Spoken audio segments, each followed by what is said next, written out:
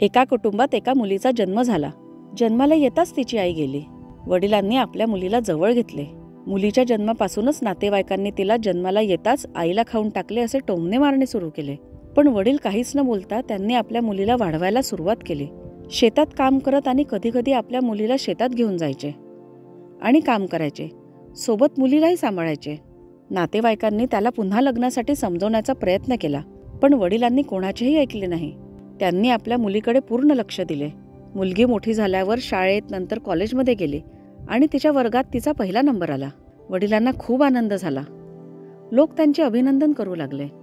मुलगी वडिलांसोबत शेतात काम करू लागली आणि त्यानंतर पीक चांगले येऊ लागले. हा सर्व प्रकार पाहून नातेवाईक मात्र संतप्त झाले.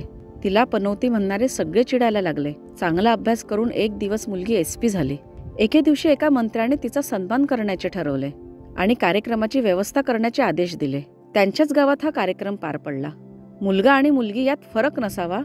मुलगा जे करू शकतो ते मुलगीही करू शकते, असे मंत्र्यांनी मेळाव्यात लोकांना समजावून सांगितले.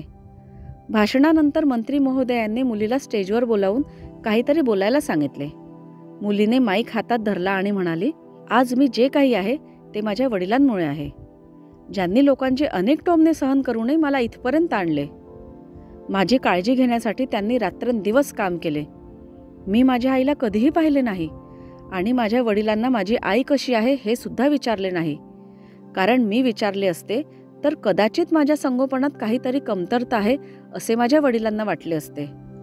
माझ्यासाठी माझ्या वडिलांपेक्षा मोठे काहीही नाही. वडील लोकांमध्ये बसून अश्रू ढाळत होते. तिने मंत्र्यांकडून वडिलांना स्टेजवर बोलवण्याची परवानगी घेतली आणि वडील स्टेजवर आले आणि मुलीला मिठी मारली आणि म्हणाले, बेटा तू का रडत आहेस? तू माझी शूर मुलगी आहेस ना.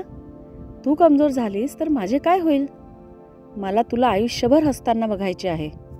वडिलांनी मुलीचे प्रेम पाहून सर्वांचे डोळे पाणावले.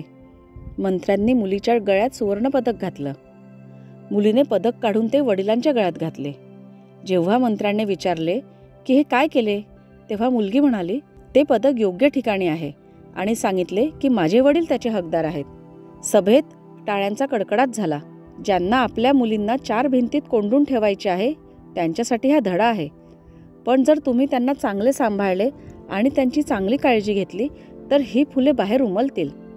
मित्रांनो, तुम्हाला ही कथा कशी वाटली? जर तुम्हाला ती आवडली असेल तर नक्की शेअर करा आणि कमेंटसुद्धा करा. खऱ्या मोटिवेशनल कथेवर काम करण्यासाठी आणि ती तुमच्यापर्यंत पोहोचवण्यासाठी हे सर्व घडते. तर अशा कथा तुम्हाला नेहमी मिळण्याकरता आमच्या YouTube चॅनलला सबस्क्राईब करा. धन्यवाद.